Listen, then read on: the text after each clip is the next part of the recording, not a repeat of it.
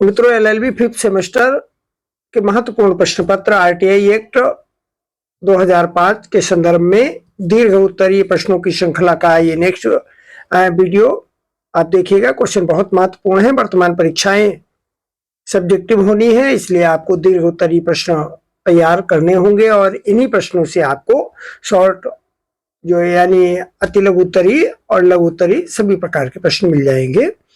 आइए देखिएगा क्वेश्चन।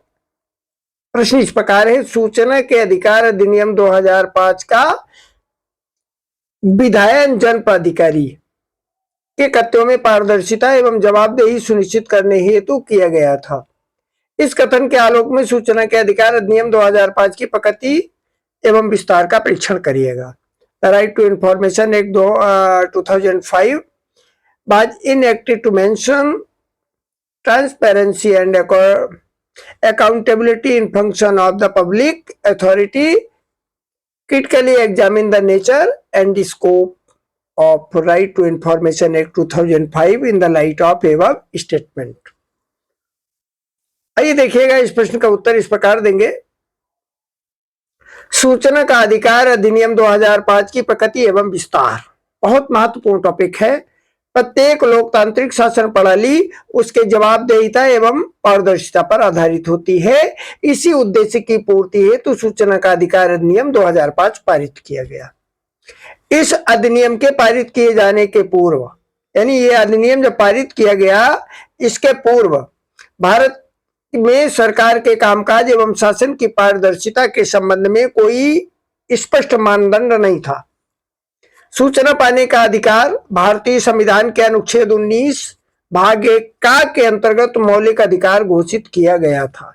हालांकि इससे पहले भी ये अनुच्छेद 19 भाग 1 का के अंतर्गत था मौलिक अधिकार। इस अधिनियम के पारित होने के बाद आम लोग इस अधिनियम के अपवादों के अधीन रहते हुए सरकार के क्रियाकलापों की सूचना प्राप्त कर सकते हैं। वर्तमान में हम सारी की सारी सूचनाएं गवर्नमेंट से और विभिन्न विभागों से प्राप्त कर सकते हैं। सूचना का अधिकार अधिनियम 2005 आम नागरिकों के सहयोग से एक स्वच्छ एवं पारदर्शी शासन व्यवस्था को प्राप्त करने का लक्ष्य है, ताकि एक भ्रष्टाचार मुक्त प्रशासन एवं जनता के प्रति जवाबदेह व्यवस्था की अवधारणा की जा सके। भ्रष्टाचार एवं गोपनीयता का अत्यंत करीब का संबंध है। भ्रष्टाचार करने वाले अत्यंत गोपनीय तरीके से अपने कर्तव्यों का संपादन करते हैं और वे पूरा प्रयास करते हैं कि उनके कर्तव्यों का खुलासा न हो सके। यह एक मनोवैज्ञानिक कारण है कि वह व्यक्ति जो नैतिक, ईमानदार एवं शुद्ध आचरण वाला है वो भ्रष्टाचार कम ही करता है, यानी नैतिक व्यक्ति है वो भ्रष्टाचार कम ही करता है। भ्रष्टाचार का चाहे कोई भी स्वरूप हो, ये बात स्पष्ट है कि उसको एक पर्दा चाहिए और भ्रष्टाचारी अपने अवैध एवं गलत कृत्यों पर पर्दा डालने का पूरा प्रयास करता है और उसमें सफल भी हो जाता है। सूचना प्राप्त करने का अधिकार भ्रष्टाचार पर एक प्रकार का अंकुश है।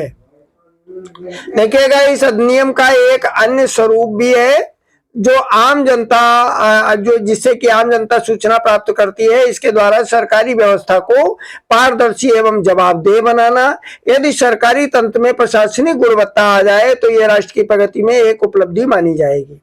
यदि सरकारी तंत्र का उत्तरदायित्व बढ़ेगा तो उसके कर्मचारी अधिक सावधानी से कार्य करेंगे और उनकी कार्य क्षमता में वृद्धि भी होगी, जो कि पारदर्शी शासन का प्रतीक है। जब सरकार के कर्मचारी या अधिकारी सरकारी कार्य को करेंगे तो उन्हें इस बात का हमेशा डर बना रहेगा कि उनके कथित गलत कार्यों के लिए उन्हें उत्तरदायी ठहराया जा सकता है, तथा उनके कार्यों की जानकारी को कभी भी कोई भी व्यक्ति मांग सकता है। ऐसी परिस्थिति में वो अधिकारी या कर्मचारी अपना सरकारी कार्य करने में पूरी सावधानी बरतेगा एवं हमेशा इस बात का ध्यान भी रखेगा कि उससे कोई गलत कार्य ना हो जाए। उसके इस प्रकार के कार्य से न केवल उसके कार्यों में गुणवत्ता आएगी, अपितु उसके व्यक्तिगत क्षमता के विकास की संभावनाएं भी और अधिक मजबूत होंगी। साथ ही साथ अप्रत्यक्ष रूप से सरकारी कामकाज में जनता के सहयोग की भागीदारी भी सुनिश्चित हो जाएगी। इस प्रकार से जनता द्वारा सरकारी कर्मचारी एवं अधिकारी के कार्यों का मूल्यांकन, उनके कार्यों में व्यापक कमियों को दूर करने एवं जन कल्याण के अनुरूप कार्यप्रणाली के विकास में महत्वपूर्ण भूमिका अदा कर सकता है। इस अधिनियम की विशेषता यह भी है कि सरकार के कामकाज में जनता की भागीदारी बढ़े। कहा भी जाता है कि लोकतंत्र में अधिकार एवं कर्तव्य का समायोजन लोकहित के अनुरूप ही होना चाहिए, लेकिन लोकहित कभी भी राष्ट्रहित से ऊपर नहीं हो सकता और इस अधिनियम में इस बात को समाविष्ट किया गया है कि राष्ट्रहित को सर्वोपरि रखा जाए। प्रत्येक राष्ट्र के उनके ऐसे मुद्दे होते हैं जो एक सीमा तक गोपनीय रखे जाते हैं। इस अधिनियम में भी उनके ऐसे बिंदुओं को समावेश किया गया है जिसके द्वारा कुछ विषयों से संबंधित सूचना को अधिनियम से बाहर रखा गया है। अधिनियम की धारा 8 में उन बिंदुओं को बताया गया है जिनके अंतर्गत सूचना देने से इनकार किया जा सकता है। देखिएगा इसके महत्वपूर्ण टॉपिक्स। जब कथन सूचना दिए जाने से भारत की संप्रभुता, एकता एवं अखंडता, राज्य की सुरक्षा, रणनीतिक, वैज्ञानिक एवं आर्थिक हित या विदेश से संबंधित संबंध पर प्रतिकूल प्रभाव एवं किसी अपराध के किए जाने का उद्दीपन यानी इंसाइटमेंट करते हैं, तो ऐसी स्थिति में शायद सूचना नहीं मिलती है। वह सूचना जिसके दिए जाने से न्यायालय या अधिकरण द्वारा अभिव्यक्त के रूप में प्रतिषिद्ध किया गया हो, ऐसे सूचना के प्रकटन से न्यायालय की अवमानना होती हो, तो वहां भी सूचना प्राप्त नहीं होगी।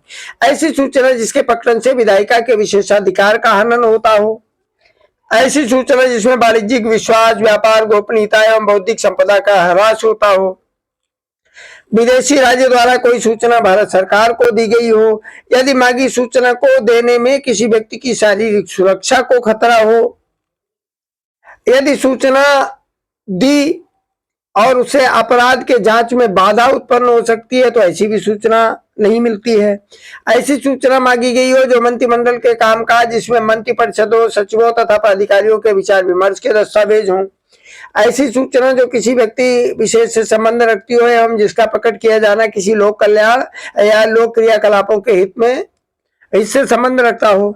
इस प्रकार उपरोक्त बड़ी सूचनाएं छूट की श्रेणी में आती हैं, यानी ये सूचना का प्राप्त अधिकार अधिनियम 2005 के अंतर्गत ये सूचनाएं प्राप्त नहीं होगी। तथापि ये छूट की श्रेणियां आत्यंतिक नहीं है। भले ही किसी व्यक्ति द्वारा मांगी गई सूचना छूट की श्रेणी में आती हो, अगर उस सूचना गोपनीय रखने की जगह पर उसको सार्वजनिक कर देने से अधिक जन कल्याण होता हो, तो उस सूचना को छूट की श्रेणी में आने के बाद भी उस संबंध में सूचना दी जा सकती है। इस प्रकार सूचनाएं मिल भी सकती है। इस प्रकार की छूट को किसी एक सीमा तक सीमित नहीं किया जा सकता, अपितु ये छूट सभी श्रेणियों में आ सकती है। जैसे पहले राष्ट्रीय हित एवं सुरक्षा की गोपनीयता को आधार मानकर भारत की सरकार तथा विदेशों में स्थित रक्षा कंपनियों के बीच यदि रक्षा के संबंध में कोई संविदा या करार किया जाता है, तो उसके संबंध में सूचना नहीं दी जाती थी। मगर वर्तमान में इस प्रकार के संविदा या करार में यदि दलाली देने का आरोप है या ऐसा सौदा प्राप्त करने के लिए किसी मध्यस्थ द्वारा दबाव डालने का आरोप है, तब इस परिस्थिति में सूचना दी जा सकती है, क्योंकि इस प्रकार के संविदा या करार को जानने से जन कल्याण अधिक होगा। इसी प्रकार कर अदायगी करने वाले लोगों द्वारा सरकार के सूचना के अधिकार के अंतर्गत ये जानने का अधिकार है कि सरकार ने जो भी पैसा खर्च किया उसके बदले में उसे कितना लाभ मिला या हानि हुई, तथा निर्णय लेने के लिए जाने में कितनी रिश्वत दी गई। अतः सरकार द्वारा सुरक्षा एवं सामरिक हितों को आधार बनाकर इन प्रकार की सूचनाओं को देने से इनकार नहीं किया जा सकता है।